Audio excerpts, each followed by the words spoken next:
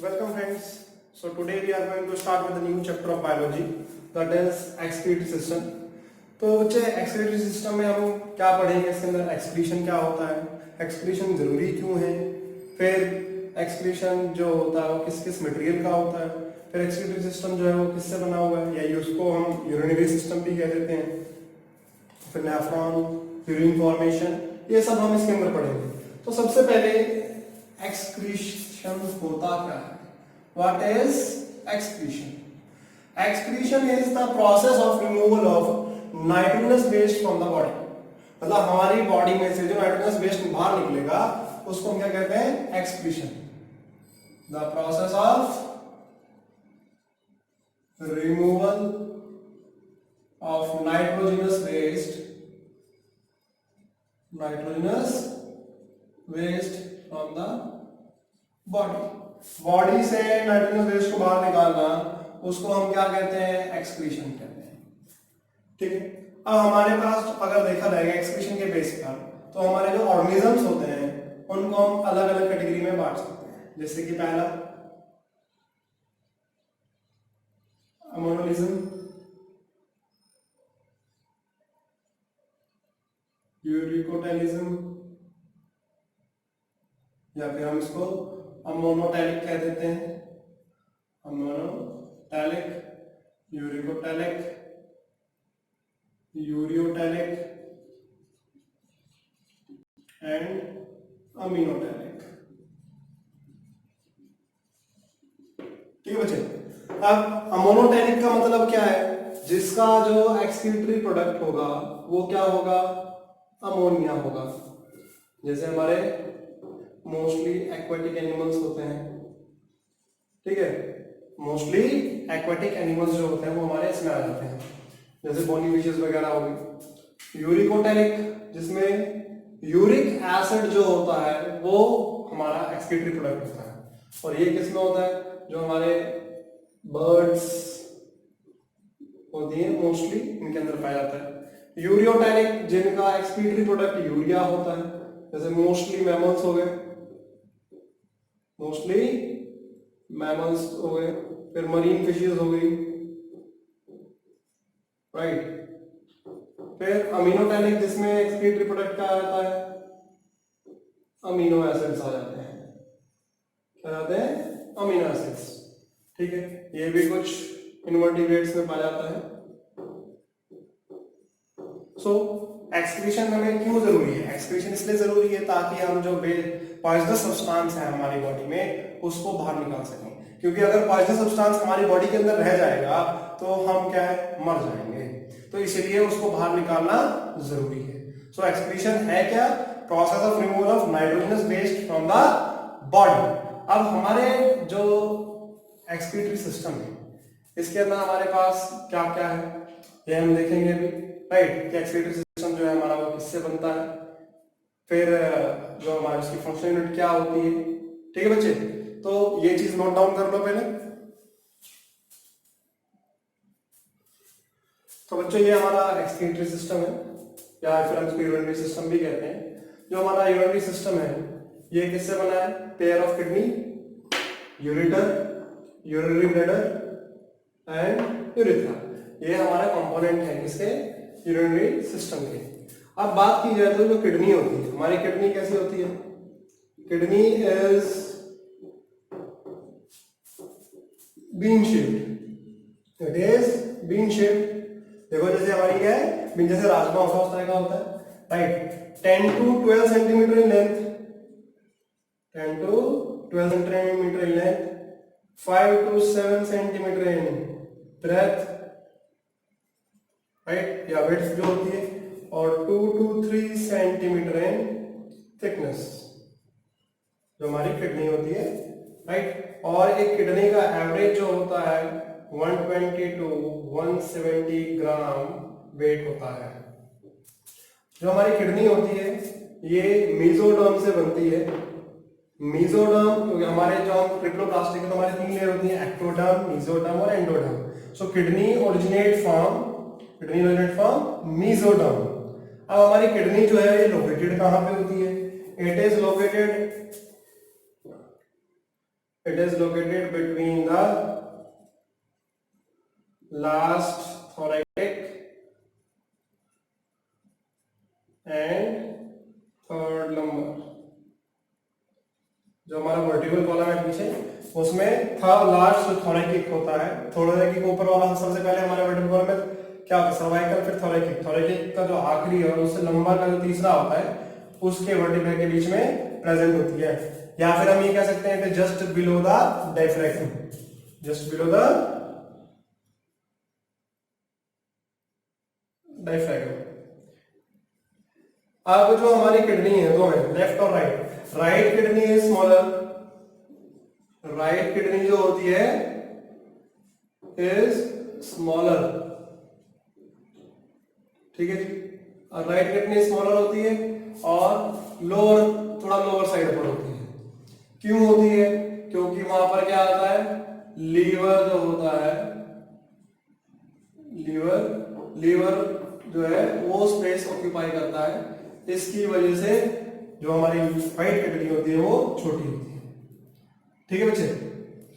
अब किडनी को अगर देखा जाए, किडनी के हम इंटरनल स्ट्रक्चर पे अगर चले, फिर हम उसके बाद बाकी पार्ट एक्सप्लेन करेंगे। सो किडनी का अगर इंटरनल स्ट्रक्चर देखें तो किडनी हमारे पास इसमें दो हिस्सों में बांट देते हैं, कॉर्टेक्स और मेडुला। कॉर्टेक्स जो होता है वो बाहर वाला हिस्सा होता है, मेडुला जो होता है अंदर वाला हिस्सा होता है, राइट। अब कॉर्टेक्स को देखा जाए तो कॉर्टेक्स डॉटेड अपीयरेंस शो कर रहा है, देखो डॉटेड दिखा है वो। क्यों? इसमें हमारे पास कॉर्टेक्स में क्या होता है, नेफ्रॉन प्रेजेंट होते हैं। और नेफ्रॉन का कौन सा पार्ट होता है? पीसीटी होता है, डीसीटी होता है, और जो हमारा बोमेन कैप्सूल होता है वो प्रेजेंट होते हैं, जिसकी वजह से हमारा जो किडनी का जो कॉर्टेक्स है वो डॉटेड अपीयरेंस दिखाता है। जो इंटरनल पार्ट है उसको हम कहते हैं मेडुला। इसमें जो कॉनिकल प्रोजेक्शंस होते हैं ये, इसको हम कहते हैं क्या कहते हैं, मेडुलरी पिरामिड्स। और जो इनका कॉनिकल प्रोजेक्शन का जो टिप है इसे हम कहते हैं रेनल पैपिलिया। और यहाँ पर जहां से हमारा यूरेटर निकल के आता है किडनी के पार्ट से, उसे हिलम कहते हैं। और ये जो रीजन है ये क्या है, पेल्विस। यहाँ पर जो हमारे किडनी की फंक्शनल यूनिट होती है, जिसे हम अभी आगे पढ़ेंगे, नेफ्रॉन, वो सारे के सारे उनके कलेक्टिंग ट्रैक्ट आकर इधर रिलीज होती है, ठीक है। अब देखा जाए तो हमारे किडनी की भी हम इसको अगर देखें 3 लेयर में बांट सकते हैं, right. Outer renal fascia, right, फिर एडिपोज, और फिर रेनल कैप्सूल, ठीक है बच्चे। ये हमारे पास 3 लेयर होती है, इसकी हमारी किडनी की आउटर लेयर होती है, ठीक है बच्चे। तो ये तो हमारा है किडनी का इंटरनल स्ट्रक्चर। किडनी में यहाँ पे पेल्विस में हमारे क्या आते हैं, कलेक्टिंग डक्ट आती है, यहाँ पर यूरिन छोड़ा जाता है। फिर यूरेटर जो है, अब यूरेटर क्या है? Ureter is a tube like structure which carries urine from the kidney to the urinary bladder.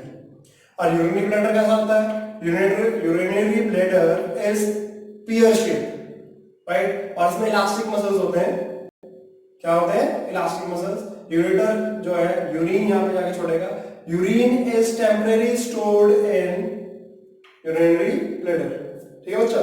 यहाँ पे यूरिनरी ब्लैडर में क्या स्टोर होता है? It stores urine. अब ये यूरिन को स्टोर करके रखेगा, और यहाँ पर इसके एंड पर क्या होता है? स्फिंक्टर मसल होते हैं। पूछ लेते हैं सर्कुलर मसल्स कौन से प्रेजेंट होते हैं? स्फिंक्टर, जो कि गार्ड करके रखते हैं, और ये बंद रहता है ऑलमोस्ट हमेशा। कब खुलता है? जब हमें यूरिनेशन करना होता है, उस टाइम ये क्या है, स्फिंक्टर मसल रिलैक्स करते हैं और वो रिलीज होता है। तो release of urine from the body is known as micturition, ठीक है बच्चे। क्वेश्चन पूछ लेते हैं, what is micturition? The process of expelling out of urine from the body is known as micturition. एक और क्वेश्चन पूछ लेते हैं रिलेशन में मिचुरेशन और पार्चुरेशन। पार्चुरेशन और रिप्रोडक्टिव सिस्टम में पढ़ेंगे। पार्चुरेशन होता है, क्या होता है बेटा term? Parturition. Parturition is the process of expelling out of baby after completing gestation period. जब एक बच्चा पूरा अपना gestation period पूरा कर लेता है 280 डेज का, उसके बाद जब वो बाहर आता है उसको हम पार्चुरेशन कहते हैं। और यूरिन का बाहर निकलना जो होता है उसको हम कहते हैं मिचुरेशन कहते हैं, ठीक है बच्चे। और यूरिथ्रा, यूरिथ्रा जो है ये आउटर ओपनिंग होती है, ठीक है। मेल के अंदर जो यूरिथ्रा होता है वो बड़ा होता है, फीमेल के अंदर यूरिथ्रा जो होता है वो छोटा होता है। मेल के अंदर यूरिथ्रा जो होता है वो 10 to 15 सेंटीमीटर लंबा होता है, 10 to 15 सेंटीमीटर, जबकि फीमेल के अंदर जो यूरिथ्रा होता है 3 to 5 सेंटीमीटर होता है। और जो मेल यूरिथ्रा होता है ये यूरिन को भी लेके जाएगा और सीमन को भी लेके आता है, जबकि फीमेल का यूरिथ्रा सिर्फ यूरिन को ट्रांसमिट करता है। फीमेल के अंदर यूरिनरी इन्फेक्शंस होने के चांस ज्यादा होते हैं। क्यों होते हैं? क्योंकि उसका यूरिथ्रा जो होता है वो छोटा होता है। ठीक है बच्चे, तो पूछ लेते हैं कौन सा मसल गार्ड करता है circular muscle, that is sphincter, जो कि क्या करता है, क्लोज करके रखता है। ये कब रिलीज करता है? जब यूरिनेशन करनी होती है तो उस टाइम ही सिर्फ ये ओपन करता है, नहीं तो हमेशा ये क्या है, बंद रहता है। ठीक है बच्चे, सो ये हमारे पास क्या था, these are the parts of our urinary system.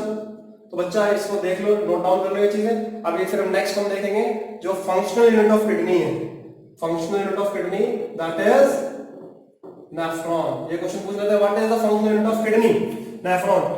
फिर इसको रिलेशन में पूछ लेते हैं, करेक्ट द स्टेटमेंट में, neuron is the functional unit of kidney, तो उसका करेक्टर क्या करेंगे, नेफ्रॉन।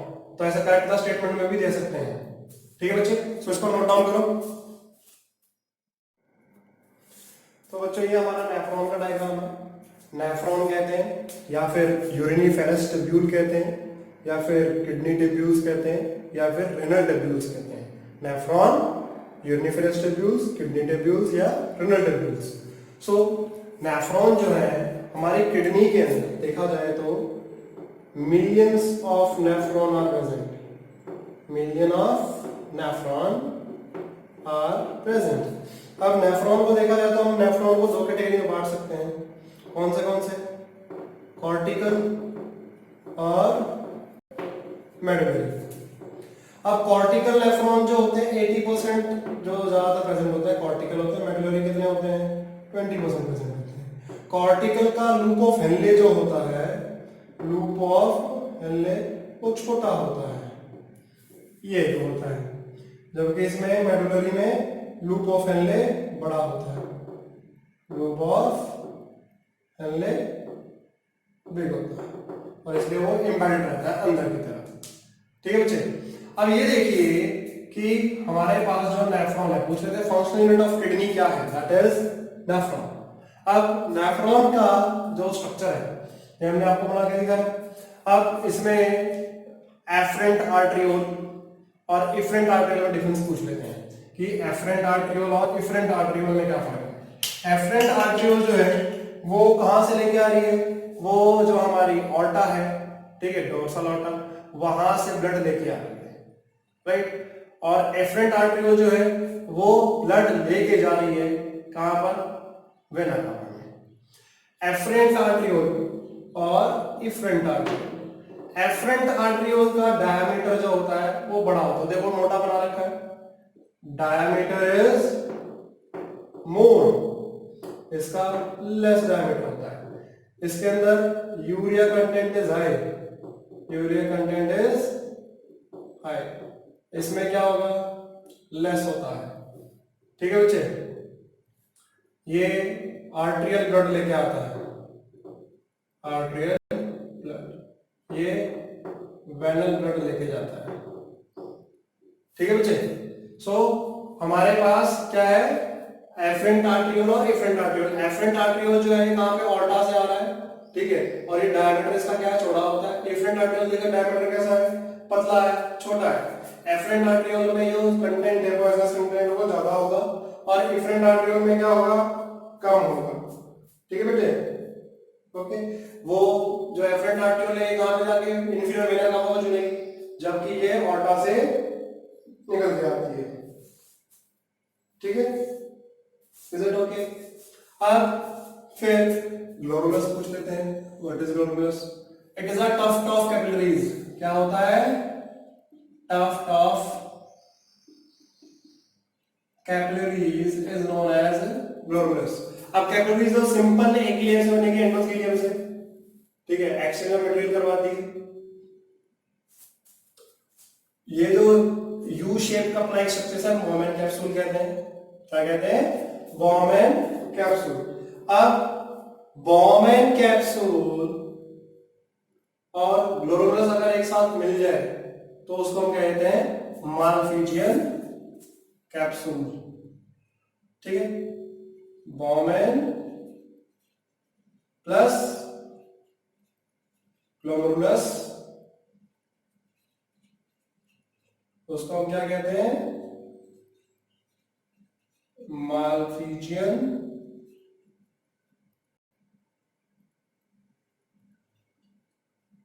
ट्यूब्यूल। ठीक है बच्चे, क्या कहते हैं उसे, मालफिजियन ट्यूब्यूल। ठीक है, या फिर मालफिजियन कैप्सूल भी कह देते हैं हम इसे, क्या कह देते हैं, मालफिजियन कैप्सूल। तो मालफिजियन कैप्सूल क्या है हमारे पास, that is Bowman capsule plus glomerulus, Bowman capsule plus glomerulus is known as Malpighian capsule, या फिर इसको हम रेनल कैप्सूल भी कह देते हैं। क्या कह देते हैं, रेनल कैप्सूल भी कह देते हैं। ठीक है बच्चे, फिर हमारे पास पीसीटी, ये हमारे पास जो है पीसीटी, पीसीटी मतलब प्रॉक्सिमल कन्वोल्यूटेड ट्यूब्यूल, जो पास में कन्वोल्यूटेड में से टर्म्स जो आए इसको क्या कहते हैं, कन्वोल्यूटेड कहते हैं, और जो दूर है इसको कहते हैं डिस्टल कन्वोल्यूटेड ट्यूब्यूल कहते हैं। क्या कहते हैं, डिस्टल कन्वोल्यूटेड ट्यूब्यूल। ठीक है बच्चे, फिर ये हेयर पिन लाइक स्ट्रक्चर जो होता है इसको हम कहते हैं लूप ऑफ हेनले, ये वाला लूप ऑफ हेनले। फिर ये कलेक्टिंग डक्ट है जहां पे यूरिन आता है, यहां से यूरिन का फ्लो आता है इसमें। ठीक है बच्चे, अब ये देखिए जो हमारी एफरेंट आर्टरियोल है ये क्या बनाती है, ये पीटीसीएन बना लेती है, पीटीसीएन, पर्टिकुलर कैपिलरी नेटवर्क। ये जो आ रही है कैपिलरीज है, यहां पर ये आर्टरीज चल रही है और यहां से इधर ये वेन्स आ जाती है, क्योंकि कैपिलरीज क्या करती हैं, आर्टरीज और वेन करती है। सो पर्टिकुलर कैपिलरी नेटवर्क, और ये क्या बना लेता है, इसको हम क्या कहते हैं, वासा रेक्टा। क्या कहते हैं, वासा रेक्टा। और इनके अंदर जो होता है हमारा यूरिन फॉर्मेशन जो होता है वो काउंटर करंट मैकेनिज्म से होता है। ठीक है, जो लूप ऑफ हेनले में फ्लो कर रहा होगा उसका अपोजिट जो है हमारे इसमें करेगा, वासा रेक्टा में। अब ये हमारा डिसेंडिंग लिम्ब है और ये असेंडिंग लिम्ब है। डिसेंडिंग लिम्ब पतला होता है जबकि असेंडिंग लिम्ब जो होता है वो मोटा होता है। ठीक है बच्चे, ओके। अब जो हम बात करते हैं कि हमारे जो अलग अलग इनके पार्ट्स हैं इनके काम क्या है, यहां तक बेटा ये क्लियर है। अब हम इन सबके पार्ट्स और इनके फंक्शन की बात कर लेते हैं कि ये क्या क्या काम करते हैं। जैसे कि हमारे पास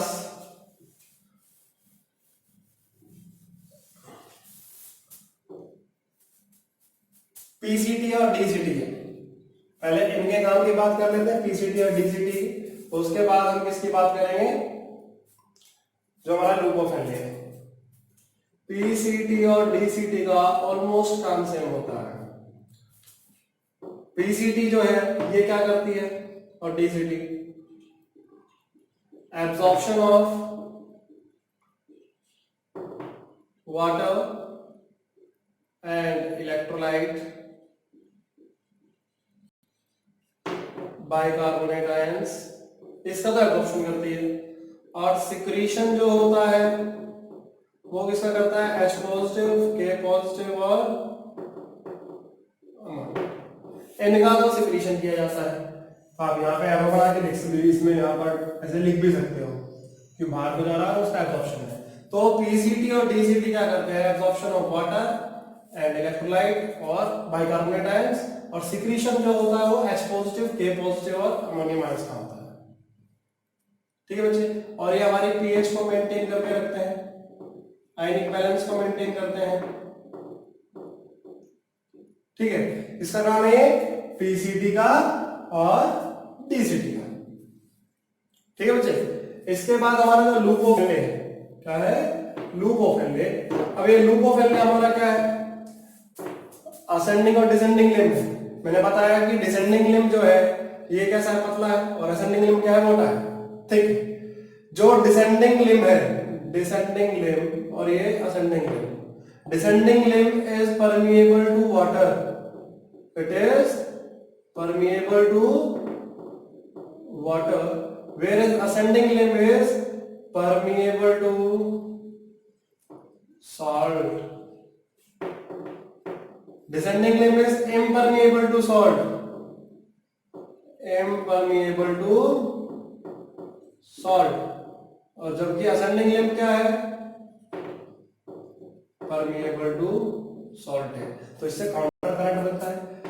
अब यहां पर जो ये बासा रेक्टर जा रही है, इस बासा रेक्टर में अपोजिट होगा। अब जो असेंडिंग लिम्ब है किसका, लूप ऑफ हेनले का, वो डिसेंडिंग लिम्ब है किसका, वासा रेक्टर का, और जो असेंडिंग लिम्ब में फ्लो कर रहा है उसका अपोजिट जो है किसमें फ्लो करता है, हमारे वासा रेक्टर में करता है। ठीक है बच्चे, तो इससे क्या होगा, हमारा यूरिन की कंसंट्रेशन को किया जाता है। Urine is getting concentrated due to the counter current mechanism between the loop of Henle and vasa recta। ठीक है बच्चे, vasa recta और उसकी वजह से हमारे जो होते हैं वो क्या करते हैं, काउंटर यूरिन फॉर्मेशन मदद करते हैं। हम देखेंगे यूरिन फॉर्मेशन का मैकेनिज्म कैसे होता है। अच्छा, ग्लोमेरुलस जो है टफ्ट ऑफ कैपिलरीज से बना हुआ है। अब टफ्ट ऑफ कैपिलरीज से बना है, इसके अंदर हमारे पास जो ग्लोमेरुलस होता है, ठीक है, इसमें एक्सचेंज मटेरियल करवाता है, और जो हमारा बोमेन कैप्सूल है ये दो टाइप के सेल से बनता है। बोमेन कैप्सूल जो है ये हमारा दो टाइप के सेल से बनता है, एक तो हमारे पैराइटल वॉल्स होती है और एक हमारी विसरल वॉल होती है। ठीक है जी, एक हमारी पैराइटल और एक हमारी विसरल वॉल होती है। पैराइटल तो स्क्वैमस सेल से बनी होती है, स्क्वैमस सेल से, और जो विसरल होती है वो हमारे पोडोसाइट से बनती है। किससे बनती है, पोडोसाइट से बनती है। ठीक है जी, यहाँ पे हमने पोडोसाइट्स को क्या कहते हैं, फ्लैट सेल्स होते हैं। ठीक है बच्चे, सो हमारा जो यूरिन फॉर्मेशन का स्टेप है वो किस हिसाब से चलता है, तो एक तो ये आ गया पीटीसीएम बच्चे, और जो हमारी कलेक्टिंग डक्ट है ये आगे किसमें, डक्ट ऑफ बेलेनी में जुड़ जाती है, डक्ट ऑफ बेलेनी, डक्ट ऑफ बेलेनी। ठीक है बच्चे, कहां जुड़ जाती है, डक्ट ऑफ बेलेनी के अंदर ये कनेक्ट हो जाती है, और वो मेडुला क्या आता है, फिर मेडुला में कहां आता है, हमारे पेल्विस में, पेल्विस से फिर वो यूरेटर लेके आता है।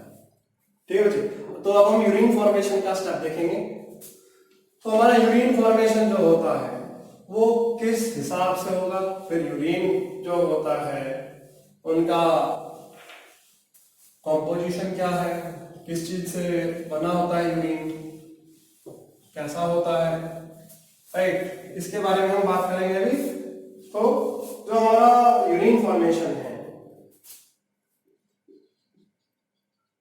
यूरिन फॉर्मेशन वो किस पे डिपेंड करता है, 3 स्टेप्स पर। पहला अल्ट्रा फिल्ट्रेशन, दूसरा रीअब्जॉर्प्शन, और तीसरा ट्यूबुलर सेक्रेशन।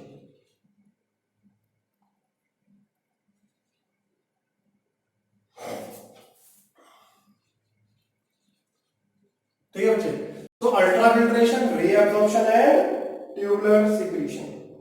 अब अल्ट्रा फिल्ट्रेशन जो होता है इसमें क्या होता है कि हमारा सबसे पहले जो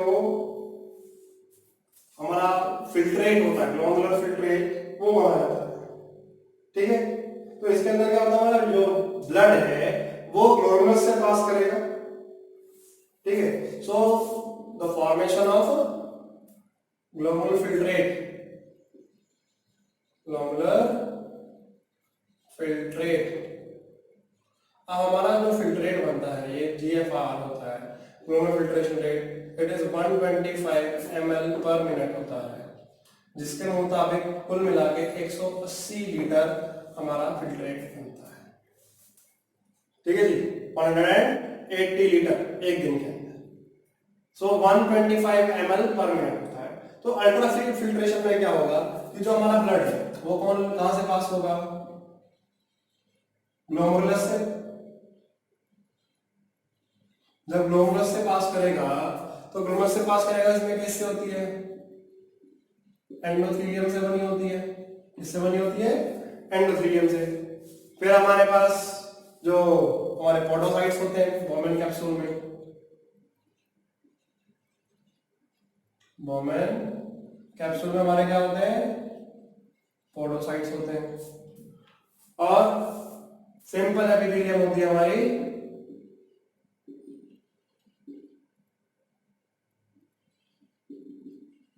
बेसमेंट मेम्ब्रेन।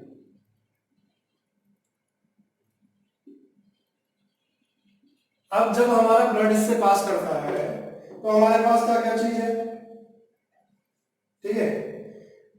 तो बेसमेंट मेम्ब्रेन जो होती है बीच में, फिर हमारा बोमेन कैप्सूल होता है, इसमें पोडोसाइट्स होते हैं, सिंपल एपिथेलियम भी कह सकते हैं। तो हमारे पास जब इनसे पास करता है तो इसमें बड़े बड़े साइज के पार्टिकल्स तो जो होते हैं वो रह जाते, छोटे छोटे साइज के पार्टिकल चले जाते हैं, जैसे हमारे WBC RBC वगैरह वो तो वही रह जाते हैं, और छोटे छोटे साइज के निकल जाते हैं। ऐसा क्यों होता है कि जब ब्लड पास करता है तो इसमें जो पोडोसाइट होते हैं छोटे छोटे पोर बना सिलेक्ट पोर्स हो जाते हैं। अब उस पोर में से छोटे साइज के पार्टिकल तो निकल जाएंगे, बट बड़े साइज के जो पार्टिकल होते हैं प्रोटीन वगैरह के और जो हमारे RBC वगैरह वो नहीं निकल पाते हैं। तो उससे जब ब्लड हमारा निकल के हम क्या कहते हैं, फिल्ट्रेट कहते हैं, नॉर्मल फिल्ट्रेट।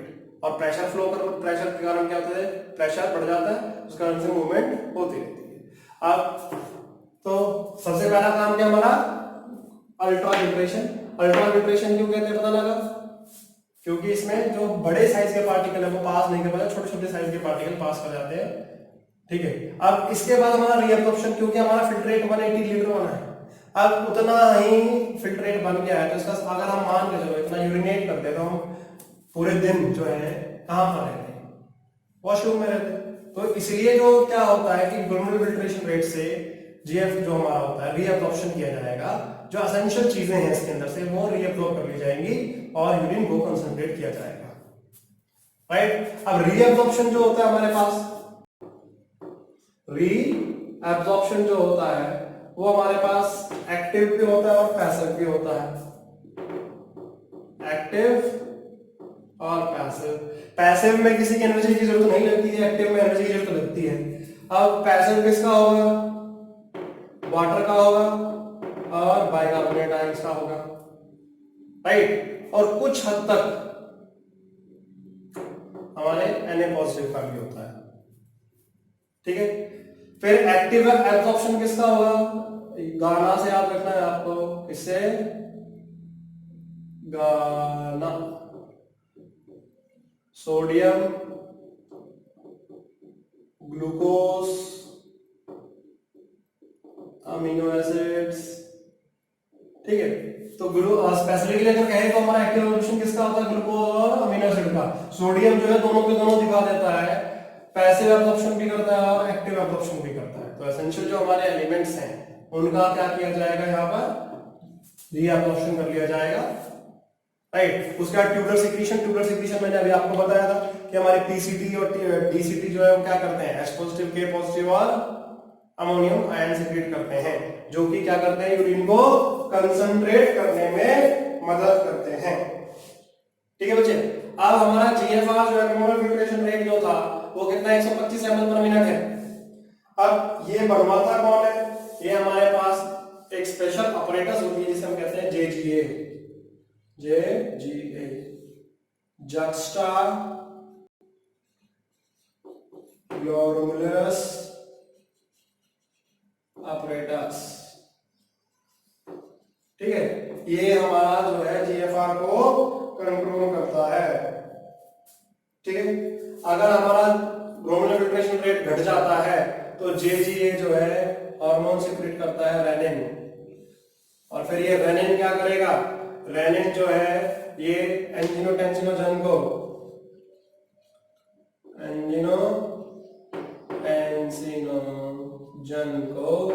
एंजियोटेंसिन में कन्वर्ट करता है,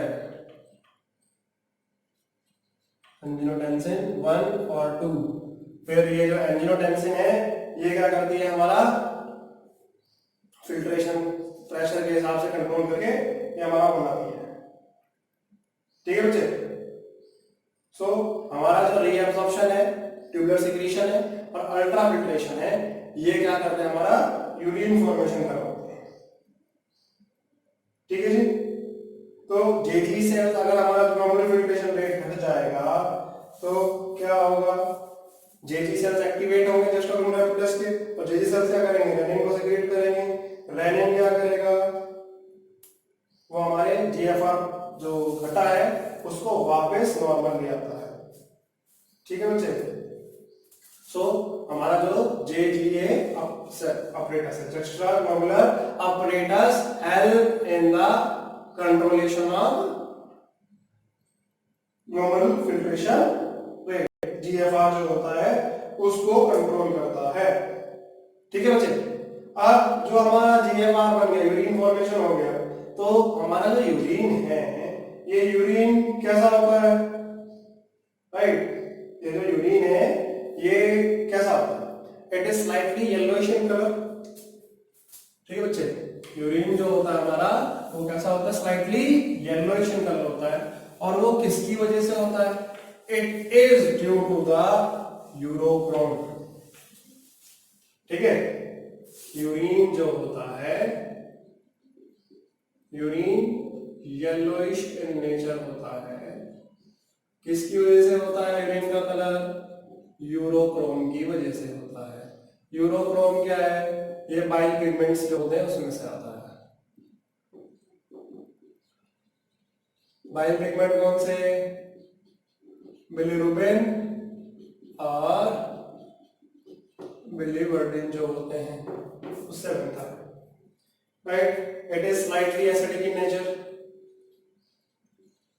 राइट। पीएच जो है इसकी वेरी करती है 4.5 से 8.5, वेरिएबल है, जैसी डाइट होती है उसके हिसाब से हो जाता है। अगर प्रोटीन विद ज्यादा डाइट लेंगे तो एसिडिक होगा, अगर वेजिटेबल रिच डाइट ज्यादा खाएंगे खाने में तो वो स्लाइटली अल्कलाइन हो जाता है।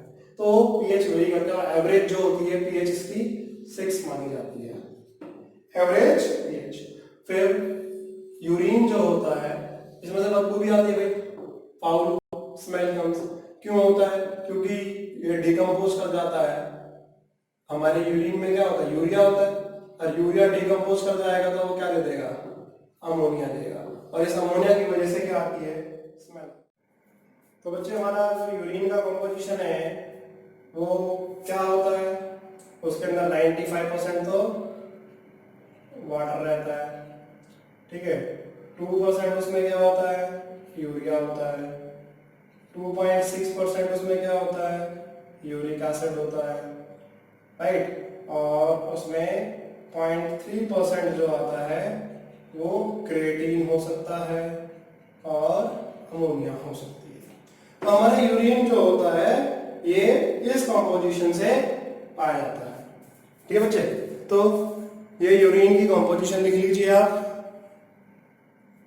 राइट।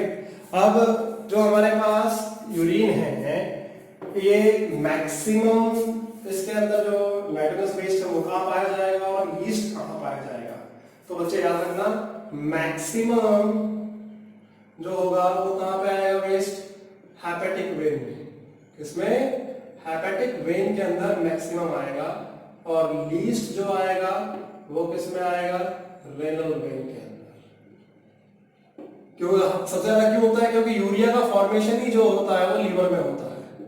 कहां पे होता है, लीवर के अंदर होता है, इसलिए हेपेटिक वेन में सबसे ज्यादा आता है, और लीस्ट जो होता है वो हमारा रेनल वेन के अंदर होता है। ठीक है, अब यूरिन के बेस पर हमारी बॉडी के अंदर क्या है पूछा जाए तो हमारा फिल्ट्रेट 180 है, और यूरिन हमारा कितना बनता है, 1.2 से 1.5 लीटर बनता है पूरे दिन में। अब यूरिन जो है पैथोलॉजी, यूरिन के बेस पे पैथोलॉजी के अंदर बीमारी को टेस्ट करने के लिए भी पता किया जाता है। अब हमारे अंदर यूरिन के अंदर अलग अलग चीजें पाई जाती हैं, उनकी कॉम्पोजिशन के हिसाब से पता कर सकते हैं। जैसे कि ग्लाइकोसूरिया, ग्लाइकोसूरिया क्या है, जब शुगर लेवल बढ़ जाता है किसके अंदर, यूरिन के अंदर, या फिर ग्लूकोज लेवल जो है वो इंक्रीज कर जाता है। और वो बीमारी कौन सी होती है, डायबिटीज मिलेटस। ठीक है, शुगर की जो बीमारी होती है उसको हम क्या कहते हैं, डायबिटीज मिलेटस कहते हैं। तो ग्लाइकोसूरिया ग्लूकोज लेवल जब आता है उससे आता है। किटोनुरिया, जब कीटोन्स का कंटेंट बढ़ जाता है, राइट, जब कीटोन्स का कंटेंट बढ़ जाता है। फिर प्रोटीनूरिया, जब हमारे यूरिन में प्रोटीन्स की मात्रा बढ़ जाती है। हेमाटूरिया, हेमाटूरिया में क्या होता है, यूरिन में ब्लड आना चालू हो जाता है। क्या होता है, ब्लड आना चालू हो जाता है। फिर पायूरिया, क्या बच्चे, पायूरिया, पायूरिया में क्या होता है, जो पस फॉर्मेशन हो जाता है। क्या होता है, पस फॉर्मेशन। ठीक है बच्चे। फिर और क्या हो सकता है, जैसे कि जो डिजीज देखी जाए तो यूरीमिया भी हो जाता है। यूरीमिया क्या होता है, accumulation of urea in the body, excessive accumulation of urea in the body. ठीक है। फिर किडनी में कुछ प्रॉब्लम हो जाती है, जैसे क्या एक्यूमुलेशन ऑफ यूरिक एसिड जो होता है, यूरिक एसिड का एक्यूमुलेशन, राइट, वो किसकी वजह से होता है, ऑक्सलेट्स की वजह से होता है, जिसके कारण क्या हो जाता है, किडनी स्टोन्स हो जाते हैं। क्या हो जाते हैं, किडनी स्टोन्स। कैल्शियम ऑक्सलेट जो होता है, राइट, और गाउट जो होती है, गठिया, वो भी यूरिक एसिड की एक्यूमुलेशन की वजह से हो जाता है। ठीक है बच्चे। सो हमारे पास कई सारे डिसऑर्डर्स हैं। अब हमारे पास यूरिन जो है, यूरिन को जो देखा जाए तो यूरिन के बेस के देखा जाए तो उसके हिसाब से काफी टेस्टिंग के हिसाब से आपके डिजीज जो होती है उसको पता कर सकते हैं। ठीक है। फिर हमारे किडनी में डिसऑर्डर्स भी हो जाते हैं, ऐसे मान के चलो हमारा इन्फ्लेमेशन हो जाता है किसका, नेफ्रॉन का, उसको हम नेफ्राइटिस कह देते हैं। क्या, नेफ्राइटिस। ठीक है बच्चे, इज इट ओके। फिर हमारा क्या, रेनल फेलियर भी हो जाता है। रेनल फेलियर क्या होता है, जब किडनी काम करना बंद कर देती है, किडनी फेलियर हो जाता है। ठीक है बच्चे, ओके। रेनल कैल्कुली, वही किडनी स्टोन्स को ही कहते हैं, जब हमारा यूरिक एसिड जो होते हैं वो डिपॉजिट हो जाते हैं। ठीक है बच्चे। अब हमारा जो, अगर देखा जाए कि हमारा यूरिन का जो कंट्रोल हो रहा है, यूरिन का फॉर्मेशन हो गया, अब इसका जो रिलीज है ये कैसे आता है, ये हार्मोन बेस्ड होता है, राइट। तो हमारा सीएनएस भी इसमें काम करता है। क्या करता है, हमारा सीएनएस भी काम करता है। और सीएनएस में हमारे पास जो हाइपोथैलेमस है वो क्या करता है, रिलीजिंग फैक्टर रिलीज करेगा। हाइपोथैलेमस जो है वो रिलीजिंग फैक्टर देगा। अब रिलीजिंग फैक्टर छोड़ेगा तो वो रिलीजिंग फैक्टर क्या करेंगे, पोस्टीरियर पिट्यूटरी के पास जाएंगे। ठीक है। और पोस्टीरियर पिट्यूटरी से क्या करवाएंगे, एडीएच का रिलीज करवाएंगे। एडीएच या फिर इसको मेसोप्रेसिन भी कहते हैं। ठीक है, vasopressin, anti diuretic hormone, anti diuretic hormone. ठीक है। तो एडीएच की सिक्रीशन करवा देगा। तो जब पानी की कमी होगी तो एडीएच का सिक्रीशन बढ़ जाएगा, राइट। क्यों, एडीएच क्या करता है, वाटर का रीअब्सॉर्प्शन करवाता है। ठीक है। तो अगर पानी की कमी है, अगर हमारा पानी ज्यादा पीते हैं तो एडीएच की सिक्रीशन नॉर्मल रहती है। अब मान के चलो एडीएच जो है, एंटी डायबिटिक हार्मोन, हमारी बॉडी में कम हो जाता है तो उसके कारण बीमारी हो जाती है, इसको हम कहते हैं diabetes insipidus. Diabetes insipidus. Insipidus क्यों रखा गया, इंसिपिडस का मतलब होता है टेस्ट बेस्ड। याद रखना, डायबिटीज मिलेटस क्या है, मीठी है। ऐसे याद रखो, कोई ग्लूकोज आ जाता है, मिलेटस मीठा, और इंसिपिडस टेस्ट है जिसमें नहीं होता है। ये कब होता है, एडीएच हार्मोन की कमी से। और डायबिटीज मिलेटस कब होता है, जब इंसुलिन की कमी हो जाती है उसकी वजह से होता है। ठीक है बच्चे।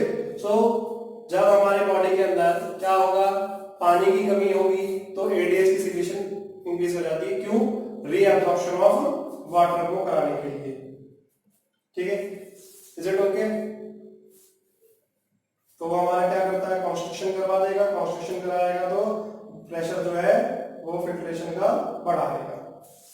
ठीक है। दूसरा जो हमारे पास होता है जेजीए, मैंने आपको बताया था जेजीए जो है एक्स्ट्रा ग्लोमेरुलर apparatus, जस्ट जो कंट्रोल देखा जाए तो ये तीन से होता है। एक तो हाइपोथैलेमस से होगा, एक जेजीए से, और एक हमारा होता है हार्ट भी कंट्रोल करता है। हार्ट हमारा हार्मोन रिलीज करता है एएनएफ, आर्टरी नाइट्रियोरेटिक फैक्टर। क्या है? आर्ट्रियल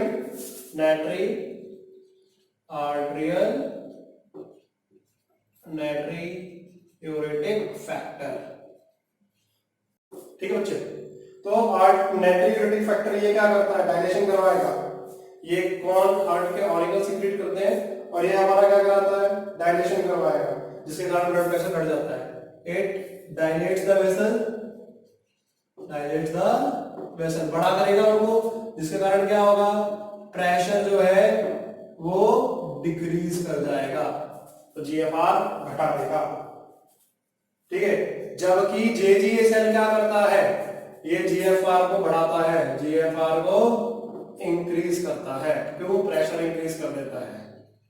क्या कर देता है? प्रेशर इंक्रीज कर देता है। कैसे करता है जेजीए सेल्स?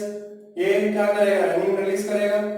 रेनिन क्या करेगा, एंजियोटेंसिन को एंजियोटेंसिन में कन्वर्ट करेगा। ठीक है। और एंजियोटेंसिन क्या करती है, वो कॉन्स्ट्रिक्ट करता है ब्लड वेसल को। ठीक है। एंजियोटेंसिन क्या करता है, कॉन्स्ट्रिक्ट कराएगा ब्लड वेसल को। अब ब्लड वेसल कॉन्स्ट्रिक्ट करेंगे तो क्या होगा, प्रेशर इंक्रीज करेगा। प्रेशर इंक्रीज करेगा तो क्या होगा, जीएफआर भी इंक्रीज करेगा। ठीक है बच्चे। तो ये हमारे पास क्या हो गए कि हमारे जो यूरिन फॉर्मेशन कैसे हुआ, फिर यूरिन का कंट्रोलिंग कैसे होता है, और यूरिन में जो एक्सपेलिंग होता है उसको हम क्या कहते हैं, मिच्यूएशन कहते हैं। अब हमारे पास जो कई सारे ऑर्गन्स हैं जो एक्सक्रीशन करवाते हैं। अब हमारा देखो प्रोडक्ट्स, जो एक्सक्रीटरी प्रोडक्ट कई सारे हैं। अब उन प्रोडक्ट्स जो एक्सक्रीटरी प्रोडक्ट हैं उनको बाहर भी निकालना है। बाहर निकालने के लिए हमारे पास अलग अलग ऑर्गन्स जो है वो रिस्पॉन्सिबल है। तो किडनी तो हमने पढ़ ली। किडनी के अलावा देखा जाए तो एक्सक्रीटरी ऑर्गन्स हमारे पास क्या क्या आ जाते हैं, लंग्स आ जाते हैं, हमारी स्किन आ जाती है, स्किन में हमारे पास स्वेट ग्लैंड्स आ जाते हैं और सेबेशियस ग्लैंड आ जाते हैं। ठीक है। फिर उसके बाद हमारा लीवर आ जाता है। क्या? लंग्स होती है, स्किन होता है, लीवर होती है, फिर इंटेस्टाइन भी होती है हमारी, जो फीकल मैटर के लिए निकालने की मदद करती है, और हमारे सलाइवरी ग्लैंड्स होते हैं। ठीक है। ये वो ऑर्गन्स हैं जो क्या, excretory organs apart from the kidney. Apart from the kidney हमारे पास होते हैं। लंग्स जो है CO2 और वाटर का एक्सचेंज करवाएगा। स्किन भी हमारा वेस्ट मटेरियल जो सॉल्ट्स वगैरह होते हैं उसको बाहर निकालता है। सेबेशियस ग्लैंड जो होता है ऑयल सिक्रीशन के लिए होता है। स्वेट ग्लैंड जो होता है स्वेट के लिए होता है। स्वेट में हमारा मोस्टली सॉल्ट्स वगैरह होते हैं, वाटर और सॉल्ट्स। ठीक है। लीवर जो है हमारे बाइल पिगमेंट्स जो होता है कि जब हमारा हीमोग्लोबिन डिसइंटीग्रेट करेगा तो उससे बिलीवर्डिन और बिलीरुबिन बना लेता है, जो कि को वो करता है। फिर इंटेस्टाइन जो होती है ये हमारे सॉल्ट्स, जो कैल्शियम वगैरह के सॉल्ट्स होते हैं, ये इंटेस्टाइन कैल्शियम सॉल्ट्स को सिक्रेट करवाता है। ठीक है। ओके। और जो हमारा सलाइवरी ग्लैंड्स है ये क्या करता है, जो हमारे हैवी मेटल या ड्रग्स होते हैं उनको एक्सक्रीट कराता है। सलाइवरी ग्लैंड क्या कराता है, हैवी मेटल्स एंड ड्रग्स जो होते हैं उनका करवाता है। ठीक है। अब हमारे पास जो देखा जाए क्या क्या है, एक्सक्रीटरी सब्सटेंस क्या हो गया। अब एक्सक्रीटरी सब्सटेंस देखा जाए तो एक्सक्रीटरी सब्सटेंस में हमारे पास वाटर है। क्या है, इन एक्सक्रीटरी सब्सटेंस भी है वाटर, कार्बन डाइऑक्साइड। हमारे पास क्या है, एक्सक्रीटरी सब्सटेंस, वाटर है, कार्बन डाइऑक्साइड है, नाइट्रोजनस वेस्ट है, नाइट्रोजनस बेस जो होता है वो हमारे पास क्या है, यूरिया है, यूरिक एसिड है और अमोनिया है। ठीक है बच्चे। फिर एक्सेसिव सॉल्ट्स हो गए, क्या हो गए हमारे एक्सेसिव सॉल्ट्स, और आखिरी में जो हमारा लीवर करवाता है दैट इज बाइल पिगमेंट्स। ठीक है बच्चे। सो हमारे पास जो प्रोडक्ट्स हैं इनका अलग अलग वो है। ठीक है। अब देखा जाए अमोनिया का जो सोर्स है ये कहां से आता है, अमोनिया जो आता है वो कहां से आता है, लीवर से आता है। ठीक है। और इसका एक्सक्रीशन कौन करवाएगा, किडनी करवाएगी। ठीक है। सोर्स इज लीवर और एक्सक्रीशन जो होगा वो किडनी करवाएगी। बाइल पिगमेंट का सोर्स लीवर है, बाइल पिगमेंट्स का सोर्स लीवर है और एक्सक्रीशन भी लीवर करवाएगा। ठीक है बच्चे। फिर यूरिया, यूरिक एसिड, अब यूरिया कहां से आता है हमारा, अमोनिया से आता है। कहां से आता है और कौन करवाएगा, किडनी और हमारी स्किन करवा देती है। यूरिया का कौन करवाएगा, किडनी, और जो हमारी स्किन होती है वो हमारा यूरिया का एक्सक्रीशन करवा देते हैं। यूरिक एसिड जो है कहां से आता है हमारे, यूरिक एसिड आता है न्यूक्लियोटाइड से। कहां से आता है, न्यूक्लियोटाइड, जो हमारे जो न्यूक्लियोटाइड्स होते हैं डीएनए आरएनए होते हैं उनसे। और इसका एक्सक्रीशन कहां होगा, किडनी में होगा। कहां होगा, किडनी में। ठीक है बच्चे। कार्बन डाइऑक्साइड का कहां होगा एक्सक्रीशन, लंग्स में होगा। कहां होगा, लंग्स में। सोर्स कहां से आता है, सोर्स आता है जब हमारा ग्लूकोज टूटता है, ब्रेक डाउन ऑफ ग्लूकोज, जो हमारा ग्लूकोज टूटता है उसकी वजह से हमारा कार्बन डाइऑक्साइड आती है। ठीक है बच्चे। वाटर जो है ये कहां से जाएगा, किडनी से भी जाएगा, राइट, लंग से भी जाएगा और स्किन से भी जाएगा। ठीक है बच्चे। सो एक्सक्रीशन में हमारे पास अलग अलग, और बाइल पिगमेंट्स कौन से होते हैं मैंने आपको बताया थोड़ी देर पहले, बिलिरुबिन होता है और बिलिवर्डिन होता है, और डिसइंटीग्रेशन ऑफ हीमोग्लोबिन से बनता है। अब मान के चलो किसी की किडनी फेल हो गई, अब किडनी फेल हो गई भाई, तो उसको आर्टिफिशियल किडनी देनी होती है। उस प्रोसेस को हम क्या कहते हैं, डायलिसिस कहते हैं। क्या कहते हैं, डायलिसिस। डायलिसिस में क्या होता है कि उसमें सारी कॉम्पोजिशन हमारे ब्लड जैसी होती है, सिर्फ उसमें यूरिया नहीं होता, नाइट्रोजनस बेस नहीं होता है, राइट। और उसमें क्या करता है, जो रेडियल आर्टरी होती है हमारे हाथ की, राइट, थंब के पास से, उससे ब्लड को निकाला जाता है और उसको डायलिसिस मशीन में डाल देते हैं। और डालने से पहले उसमें एंटीकोएगुलेंट डाला जाता है, हैपरिन। हैपरिन डालेंगे क्योंकि वो ब्लड को कोगुलेट होने नहीं देगा, और वो फिर डायलिसिस से पास करेगा, सारी सेलुलर मेम्ब्रेन होती है उसमें से, अब वो आएगा प्यूरिफाई करके वापस उसको फिर एंटीकोगुलेंट डालेंगे उसमें, और फिर हमारे बॉडी के अंदर वापस चढ़ा दिया जाएगा। ठीक है बच्चे, that is dialysis. Artificial kidney जो होती है उसको कहते हैं हम डायलिसिस, और जो हफ्ते में 2 बार एटलीस्ट आपको डायलिसिस करवाना पड़ता है जिनकी किडनी खराब रहती है। ठीक है। फिर जो डायलिसिस करवा दिया पेशेंट्स का, अब कुछ का मान डायलिसिस नहीं होता, उनको क्या करना पड़ता है, किडनी ट्रांसप्लांटेशन करना पड़ता है। अब किडनी ट्रांसप्लांटेशन करना है तो इसके लिए कई सारी चीजें देखनी पड़ती हैं भाई, ब्लड ग्रुपिंग भी देखना पड़ता है, फिर आरएच फैक्टर भी देखना पड़ता है, फिर क्या कहते हैं हमारे जो एंटीजेंस एंटीबॉडीज है मैच करने हैं टिश्यू ग्राफ्टिंग के लिए, वो सब मैच करने देखना पड़ता है। और उसके बाद भी उनको इम्यूनोसप्रेसेंट्स के इंजेक्शन दिए जाते हैं। क्यों, क्योंकि हमारी बॉडी जो होती है इसमें कैपेसिटी होती है कि फॉरेन पार्टिकल्स को आसानी से जज कर सकता है, तो फॉरेन पार्टिकल जज कर सकता है तो वो उसको एलिमिनेट करने की सोचता है, इसलिए इम्यूनोसप्रेसेंट के एक इंजेक्शन दिए जाते हैं ताकि वो उसको रिजेक्ट ना करे। ठीक है। तो हमारी किडनी का काम क्या है, किडनी देखिए होमियोस्टेसिस को मेंटेन करना है हमारा, क्या है, होमियोस्टेसिस, राइट। अब होमियोस्टेसिस जो होता है इसमें मैं कांस्टेंट जो होता है उसको मेंटेन करता है, कांस्टेंट जो है उसका वो होता है ऑस्मो रेगुलेशन, होमो मीन्स सेम, सेम स्टेट जो होती है उसको मेंटेन रखना, उसको होमोस्टेटिक कह देते हैं। Osmoregulation here maintenance of electrolyte and water level in the body, maintenance of electrolyte and water level in the body is known as osmoregulation. ठीक है, और एक्सक्रीशन करवाता है, क्या कराता है, जो वेस्ट मटेरियल उसको रिमूव करने में भी मदद करता है। ठीक है बच्चे, so that's all for the chapter. In the next lecture we will be starting with a new chapter, that is control and coordination. Thank you for watching.